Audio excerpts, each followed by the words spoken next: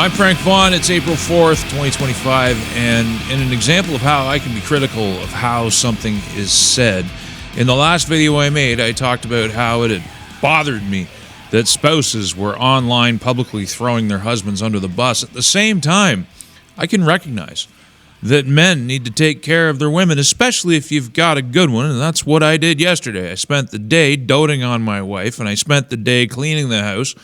And if you're a dude and you got a good woman, clean up after yourself. Goes a long way for a successful marriage. This is to the issue of the day. This is a book my dad got me. I guess that's all backwards, but it says, "I hope this helps you."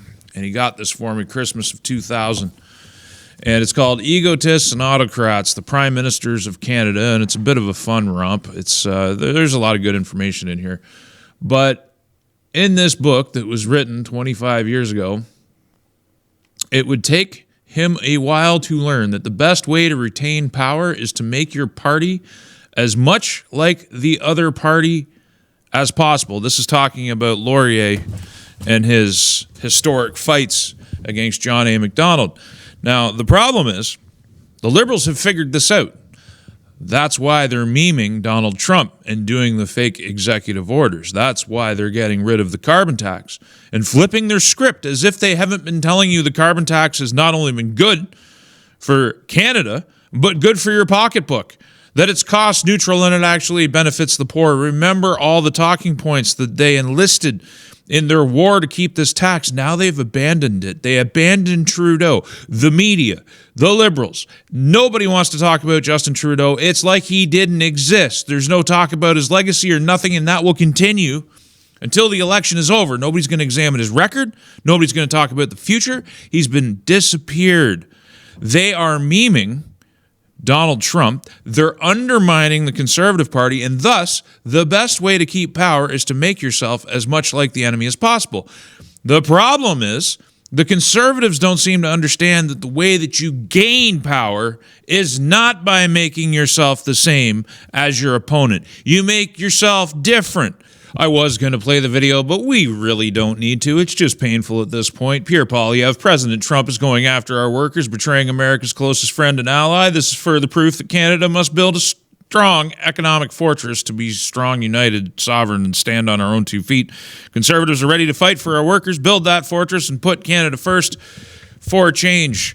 The anti-American rhetoric that Pierre Poilievre is engaging in, along with Team Canada, other than the fact that Mark Carney takes one position one day and abandons it the next day, that he won't repeal Bill C-69, the anti-pipeline bill, in spite of the fact that the asset managers that he ran himself own pipelines in Canada and around the world and own toll roads and everything else.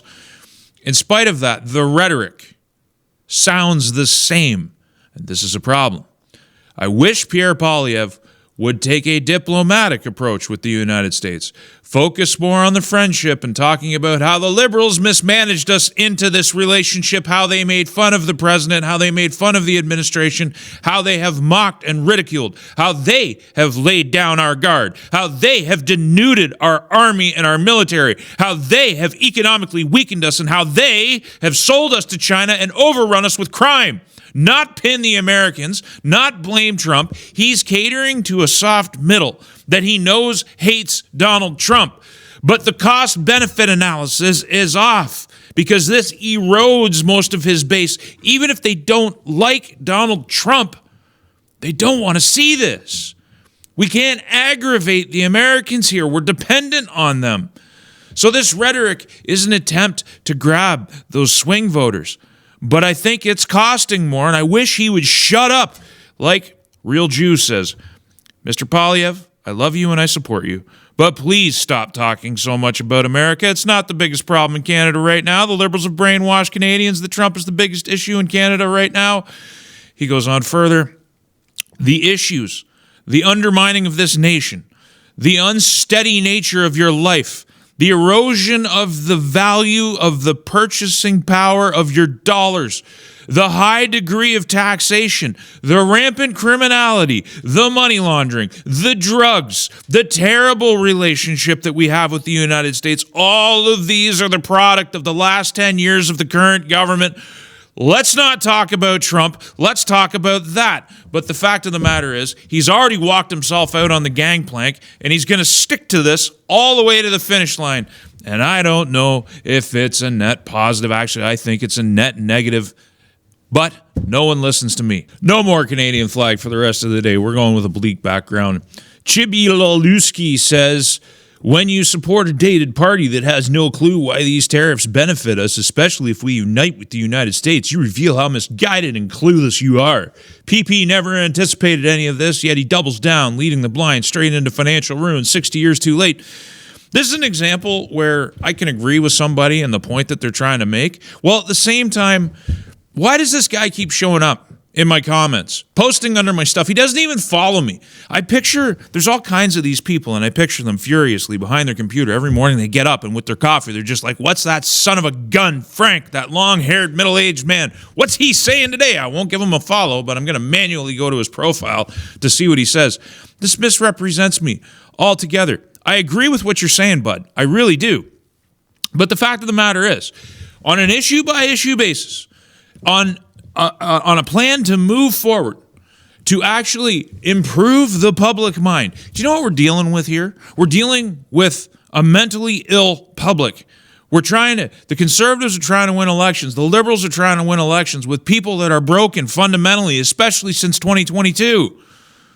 And to understand political progress and to also understand the choices that you can make in this election on their merits, those are separate issues, but they dovetail. And I do everything in my power with these videos to make you understand that because you don't like one thing doesn't mean that you're not progressing the other thing.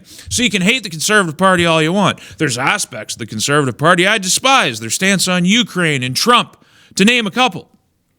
But there are clear differences between the Conservative Party and the Liberal Party, all the same, on a point-by-point basis. Look, if you're going to cast a vote and you're going to get a government that's going to do the same thing on certain points anyway, then you make your choice on the other merits. You don't go full absolutism because you're just going to end up even more down the road towards communism. Secondly, and separate from a case-by-case, point-by-point breakdown, we have to look at how to progress things. Do you want the breakup of the country? Do you want union with the United States? Do you want the Federation to heal itself? Whether you want any of those things, I don't care what branch you are. I've talked about all three. You want a conservative government. If you want a different party to develop, you need a conservative government because, like it or not, 40% of the electorate, give or take, is united under Poilievre and the CPC, and that's not going to change until they've had a chance to govern. And we see what they can do. And once they're in there, if they betray us and they don't do anything and they end up governing from the left, then we know what they are. If they try to govern from the right and the Senate becomes obstructionist or the judiciary becomes obstructionist, we know what we're up against. If they come in and they don't solve the issue with the United States, we probably end up as a 51st state anyway. I can't personally reward a liberal party that has governed this nation into the ground. And I can't reward the farcical process that nominated Mark Carney, a man who barely even knew where Canada was on a map other than to exploit it, who's been parachuted in, 250,000 people disenfranchised, and most of his government has been retained from the government of Justin Trudeau. It's the same thing. So these guys who have sold us out, gutted us, resisted our independence, I can't reward them. Now you might say, and this is a case that some people make, Mark Carney will hasten the decline of the country. If you want it to be a 51st state, you want to be absorbed by the United States, or you want independence and all these things, he may advance that faster. But here's a problem with that. Sometimes things don't go according to plan. Nobody should deify a man or any human being on this planet. You should only deify God if you believe in God. That's the only place your faith should go. Everything else should be down to trust and reason. Does anybody remember 2016? What happened in 2016? Donald Trump became elected, was sworn in 2017. And then for 4 years, his administration miraculously managed to get some things done, but was bogged down in legal rigmarole, let's just call it that. There was impeachment, Russiagate, Showergate, all of these things. And then, in 2020, COVID got dropped on the world, which undermined him even more. enabling the setup, which was the fraud of the 2020 election, and then for the next 4 years, it was more legal rigmarole. Now, this guy's a honey badger. He survived. There are no guarantees this administration doesn't get bogged down this time around.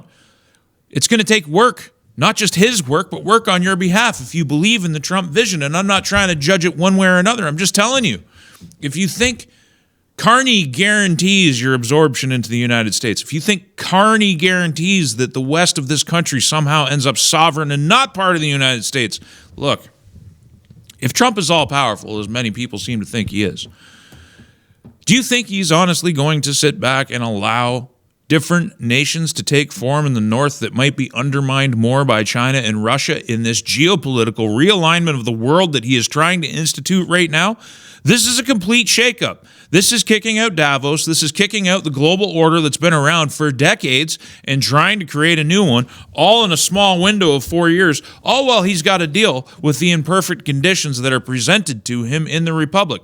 Senate votes to block Trump tariffs on Canada after 4 Republicans cross the aisle.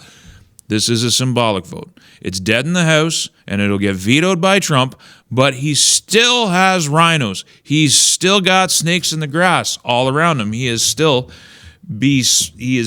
surrounded by enemies. American invasion of Canada would immediately result in the defeat of the Canadian Armed Forces. Very true. But in the event that America invades with kinetic force, here's the thing. Trump would have to, theoretically anyway, legalistically, there are certain powers that have been claimed by the executive that belong exclusively to Congress, so it's a bit of a gray area. But I still believe, in order to invade Canada, he has to go back to Congress for a war declaration. So let's assume that he can get that. Let's assume, just for a minute, that, or we assume that the executive orders that I've talked about on this channel are enough legal precedent for him to militarily intervene. If American troops are coming into Canada and taking over and seizing our military bases, do you think we're going to get a full-plated statehood out of that? Do you think we're going to get a good deal? Or is that deal going to be imposed from on high? There's unknowns here. That's all I'm trying to say. There's unknowns. The United States, Maryland Democrats pass sleep tax, is thinking next. Maryland is broke. It's actually a canary in the coal mine, far more than California is. They're increasing taxes on everything, while at the same time, I don't have it at my fingertips, they just passed a reparations act. So they need to tax your mattress to pay for their pipe dreams, but they passed reparations acts, which means the taxpayers has to pay the descendants of slavery, none of which have lived under slavery. It's just this constant virtue. So these people are still in power at the state level in various places in the United States. Presents headwinds for the Trump administration. EU could fine Elon Musk over $1 billion over illicit content disinformation. Will he pay it? Will he not pay it? Will he go to court and fight it? How will Elon Musk deal with it? Elon is being personally targeted by the government of Canada. He's being personally singled out in the world right now, I think, because he's a billionaire who stepped out of line and became the public face of trying to cut away the waste, the fraud, and the abuse, but basically the bloated government that most of these people have depended on. The U.S. aid cuts made Canadian bureaucrats and politicians panic because it's all organized bribery. It's all going out into the world. So he's made himself a poster child trying to oppose it. And because X exists, because we have a greater degree of free speech than we've ever had online, the other tech companies have to go along. They have to give you a little bit more back. Musk is enemy number one to these people, especially here in Canada. The point is, there are serious headwinds against these guys. There's no guarantees of success. Archive footage. Democrats were the OGs of Doge. They were all for cutting waste, fraud, and abuse until Trump actually started doing it. And this is a thing. I tweeted this morning. There are two kinds of people who will tell you that they never lie. Those who don't lie and those who do. And they sound the same whenever they say it, whoever says it. These people, these politicians, and this goes for Canada too, almost of necessity as a nature of the trade, have to lie. They flip their script all the time because all they're trying to do is convince enough of you to keep them in business. Happens here in Canada too. These snakes in the grass are still very much active today in the United States. They're very fluent. They'll look you in the eye. Their body language cues, whether they're doing this or they're doing this, their cues will line up with their lie. So the honest person is always at a disadvantage. Now, this is a bit anecdotal, but I want you to understand that even your own people, the people that you are surrounded by, this is a guy by the name of Inspector Preston. He's got a huge TikTok following. He's a bit smaller on X. Let's get rid of this, get rid of that. This guy just does home inspections. And his whole channel is dedicated to the kinds of things that he finds. It's not just low-quality builds and issues. It's what people try to hide. Every single day of his life, he goes and he does these home inspections, and every single day he films them, and every single day he uncovers people lying. It's far more common for people to misrepresent the facts than it is for them to present them honestly. This is a problem that scales up. It only gets worse as you go towards the top. And this is something too. Things that get lost by the wayside as the Trump administration carries on into 2025. Tucker Carlson horrified as Dr. Mary Taylor Bowden drops chilling COVID statistic. Basically, these COVID vaccines, which have been completely discredited, have caused massive amounts of harm, have caused death, hospitalizations, unknown changes to your body's chemistry. There's all kinds of studies. I've put them out on this channel. 9 million minors in the United States are still getting them. And Tucker said, I thought somewhere in here, there's a quote, as I read through it already, where he says, I thought we voted against this. So admittedly, Trump has only been in office now for a little over 2 months, but this problem's still ongoing. Robert Kennedy Jr. is over at HHS. This problem is still ongoing. This is still happening in the United States.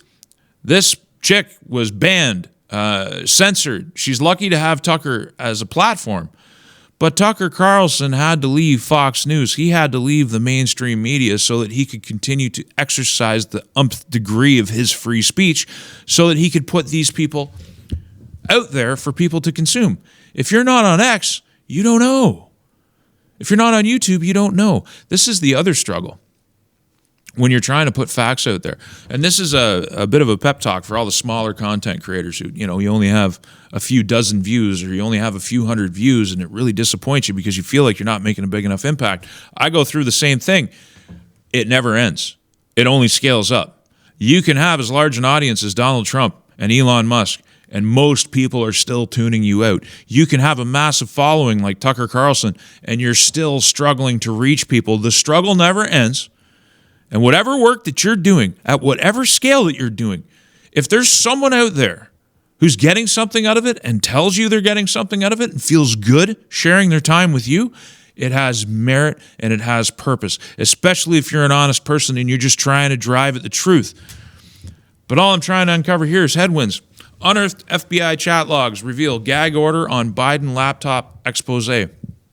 Something we knew all through the Trump presidency and going into the election in 2020 was not just how corrupt Hunter Biden was. This stuff is disgusting. This guy's a human pig. It's scary that he's got kids. What is he passing on to future generations? And what did Jill and Joe do to this guy, Mr. Hair Sniffer? This is what I'm talking about. Touchy-feely Joe Biden and his creepy stories and his creepy ways. His son, with his absolute filthy life that he chose to put online, that he couldn't just do it in private. He had to be seen. When you make recordings and you put them online, you do it because you want to be seen. There's some kind of hole inside of yourself, maybe where your soul should be, that you're trying to fill. People who do good things or pursue things from a holistic place don't necessarily need to put it all online to be seen. There's this meme, touch grass. And so often what touching grass turns into is somebody sitting in the middle of a park with their cell phone, memeing about it the whole time they're there, missing the entire point. We'll talk about that in a minute. They successfully covered this up, not just officially, but in the minds of the public. People didn't pay attention to Hunter Biden. The left didn't pay attention to Hunter Biden because they were told by the mainstream media it was nothing. We knew it was something, and now we've been vindicated. What percentage of the left do you think has raced to apologize for the fact that they were wrong about this, that they were wrong about the Golden Shower Gates, that they were wrong about Russiagate? Nobody. They still insist that Putin is pulling Trump's strings, even though the ceasefire that Trump wants to bring, the peace that he wants to bring, isn't guaranteed. In fact, it looks kind of rocky right now. Nothing is guaranteed, and this is the only point that I'm trying to make with all of these articles. Trump says China played it wrong on retaliatory tariffs. Now Beijing faces three options. China played it wrong. They panicked. The one thing they cannot afford to do. Beijing has some cards left to play, but they're not playing ball. This is the thing. Trump can have a vision for a multipolar world, but no one has to go along with it. When you play the game of risk, you can see from your perspective how other players should play on the board so that you can defeat whoever's got that edge. The leading player, if you're playing a 4-player game or you're playing a 5-player game, someone's always in the lead. And you can see how everybody should move to counter that, to create a new environment. But that doesn't mean that their perspective is the same as yours. And again, risk symbolizes very well how geopolitics works. It's very simple. It's a game of math and position and random chance. And that's the world you live in. Nothing's guaranteed. That's really all I'm trying to get to. And this one's bizarre. It's basically unrelated, but we're going to keep going because this is a good take. It's a golden ticket. U.S. doctors explain the urge to come to Canada.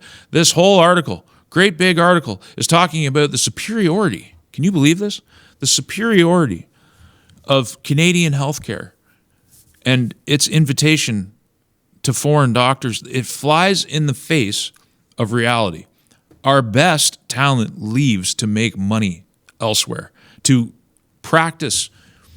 Canadian healthcare is known for it being cold, that your doctor, not all of them, but a lot of doctors won't even make eye contact with you when you go in the office. You get your dry 15 minutes and that's all you get. In the United States, a doctor can have a practice. They can build a relationship with their clients. And that's the best way to secure your business and your future, and it also leads to better outcomes. Global news, so-called news. There is nowhere on this article does it call it opinion. Because in their opinion, this isn't. They talked to two people, and they're claiming that there's a brain drain from the United States to Canada. The media, who is funded directly by your tax dollars now here in Canada, is more than willing to completely lie to you and undermine the pursuit of the truth. These are the headwinds. These are just some of the headwinds. So back to the point. Why am I revealing all these headwinds? Why am I trying to communicate that nothing is guaranteed? Because the people who seem to self-destruct, wanting a carny government, wanting liberal continuity because that would guarantee our absorption into the United States, or that would guarantee that the West would be able to separate. Those are not guaranteed things. I'm a big believer. I mentioned the game of risk. Slow and steady wins the race. Conservation of forces. Doing the thing that advances all causes at the same time. I'm going to repeat myself again. Whether you want the Conservative Party to fail, whether you want them to reveal their true colors as leftist globalists, whether you want them to succeed and save the country, whether you want Pierre Poilievre to flip his script and do a deal with the United States, which Fortress North America is the best idea that's on the table.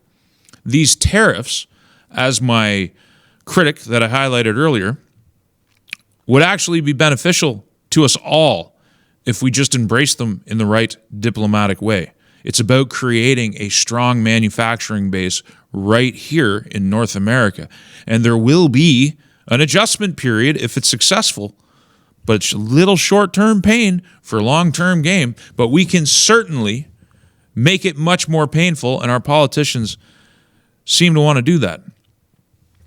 Whatever you're looking for, whatever outcome you're trying to advance, the best path is through the Conservatives forming a strong government. The other option, which is a Carney majority, has a lot of inherent risk. There's no guarantees that Trump will be successful. There's no guarantees that he's Superman. There's no guarantees that Elon Musk won't lose everything to these radicals. Now, we're all going to try and we're all going to work for it. But the fact of the matter is, the outcome is not known to anybody. And here we are. We're already at 26 minutes, so I guess I'll have to save the touch grass segment that I was going to do because there's so many things. I want to talk about the trucking industry here in Canada. I want to talk about smartphones and what they're doing to your brains. I've got all this stuff lined up, but there's only so much attention span I can expect out of my audience. So I'll just summarize it with this. If you're going to go outside and touch grass, if you're going to take a break from media and social media and all that stuff, leave the phones behind. Learn to put your phone down.